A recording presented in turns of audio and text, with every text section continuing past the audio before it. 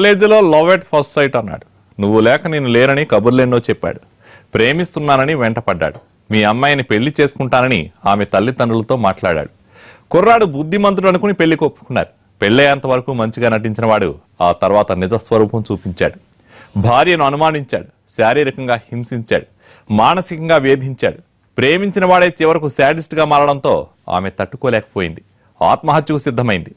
ఆసుపత్రిలో కోలుకుని న్యాయం కోసం మీడియాను ఆశ్రయించింది ఆ మెడికో.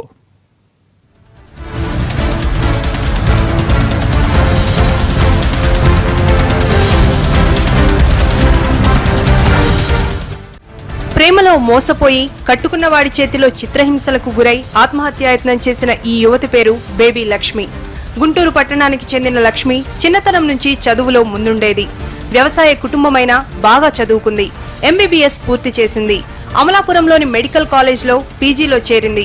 అప్పటి వరకు సాఫీగా సాగిన ఆమె జీవితం అక్కడే మలుపు తిరిగింది. అదే కాలేజ్లో పీజీ మెడిసిన్ చదువుతున్న కొత్తపల్లి సాయికృష్ణ ఆమెను చూశాడు. లవ్ ఎట్ ఫస్ట్ సైట్ అంటూ ఆమె వెంటపడ్డాడు. ప్రపోజ్ చేశాడు. అయితే తనకిలాంటివి నచ్చవని, చదువు ముఖ్యమని చెప్పింది లక్ష్మి. అయినా వదల్లేదు.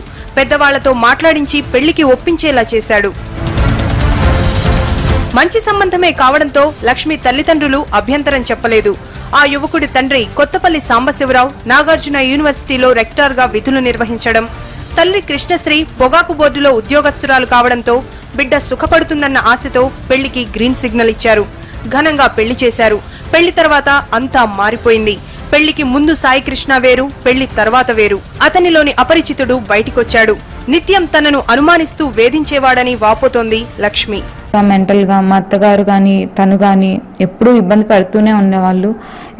చదువు మానేమనేవాళ్ళు. ఏదన్నా అడిగితే గొంతు పట్టుకునేవాళ్ళు. ఫోన్లు తీసేసుకోవటం, నేను ఎవరికైనా మా అమ్మగారికి ఏమన్నా ఫోన్ చేస్తానే ఉన్నాను ముందుగానే ఫోన్ తీసేసుకొని కొట్టడం అలాంటివి చేసేవాళ్ళు. నన్ను చదువు మానిపించేసి ఇంట్లో కూర్చోమన్నాడు. నేను అయినా కూడా మానకుండా ఉన్నానని అదే మనసులో పెట్టుకొని ఇంకా ఎక్కువ ఇబ్బందులు పెట్టడం మొదలుపెట్టాడు. కొలీగ్స్తో కానీ ఎవరితో కూడా మాట్లాడకూడదు. ఏమైనా డ్యూటీకి ఒక 5 నిమిషాలు లేట్ అయినా కూడా నేను ఇంటికి రావటం, నువ్వు ఎవరితో పడుకొని వచ్చావు అలాంటి మాటలు అనేవాడు. ఇంటికి ఆలస్యంగా వస్తే చాలు ఎవరితో తిరిగావని అనుమానాలు. చిన్న విషయానికే చీదరింపులు, పచ్చి బూతులు. సైకో చేష్టలతో లక్ష్మికి నరకం చూపించారు అత్తింటి వాళ్లు. చదువు మానేయమని, డ్యూటీకి వెళ్లొద్దని ఒత్తిడి చేసేవాళ్లు. తన బాధ ఎవరితో చెప్పుకోవాలో తెలియక తల్లిదండ్రులతో పంచుకునేది లక్ష్మి. అయ్యో, కూతురు భవిష్యత్తు ఇలా అయిపోయిందే అన్న బాధతో ఆమె తల్లిదండ్రులు వచ్చి అత్తింటి వారిని ప్రశ్నించారు. అయితే మీ కూతురంటే మా వాడికి ఇష్టం లేదన్నారు. 3 ముళ్ల బంధానికి 7 అడుగుల జీవితానికి 20 లక్షల రేటు కట్టారు. ఎమ్మెల్యే వాళ్ళ సంబంధాలు వచ్చినాయి. మా అబ్బాయికి ఎమ్మెల్యే వాళ్ళ అమ్మాయిలు ఇస్తామన్నారు.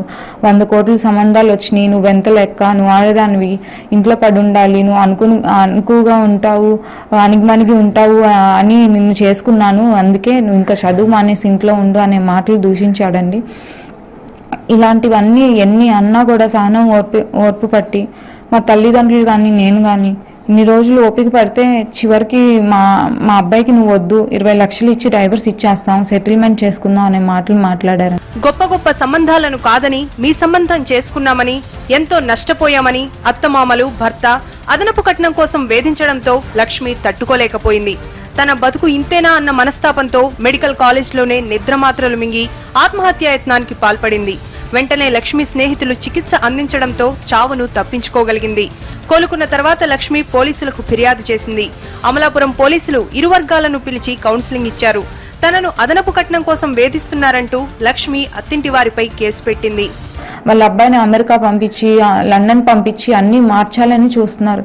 ఇప్పటికే వీసాలు అన్ని తెప్పించారు. ఆ అబ్బాయిని వేరే చోటుకు పంపించి వేరే పెళ్లి చేద్దామని, ఇంకొక అమ్మాయి గొంతుకు వద్దామని ఆలోచిస్తున్నారండి. ఇలాంటివి అన్ని మీ ముందుకు పెడితే మీరన్నా న్యాయం చేస్తారేమోననే ఉద్దేశంతో ఇలా చెప్తున్నానండి.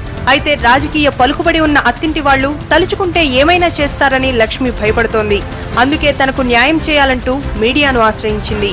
మేము 21వ తారీఖున వాళ్ళకి కబురు పెట్టి కౌన్సిలింగ్ కోసం వాళ్ళు కబురు పెడితే 22వ తారీఖున గుంటూరు నుంచి వచ్చారు. వాళ్ళందరికీ కౌన్సిలింగ్ చేసాం. కౌన్సిలింగ్ చేస్తే వాళ్ళకి వీళ్ళకి ఇద్దరి మధ్య సంబంధాలు కుదరకపోవటం వల్ల అమ్మాయి మళ్ళీ నాకు కేసే కావాలంటే 23వ తారీఖు ఉదయం 7:30 గంటలకి 498 3 and 4 DP యాక్ట్ కింద కేసు నమోదు చేసాం. అమ్మాయి 2 రోజులు ట్రీట్మెంట్ తీసుకుని గుంటూరు సొంతూరైన బ్రాడీపేట వెళ్ళిపోవడం జరిగింది. ఈ ఫర్దర్ ఇన్వెస్టిగేషన్ చేస్తున్నాం మేము. అందరూ ఉన్నత చదువులు చదివిన వాళ్లే, కానీ ఆ చదువులు సంస్కారాన్ని నేర్పలేకపోయాయి. డబ్బుపై వ్యామోహం, భార్యపై అనుమానంతో ఏడాది కాలంగా లక్ష్మికి నరకం చూపారు.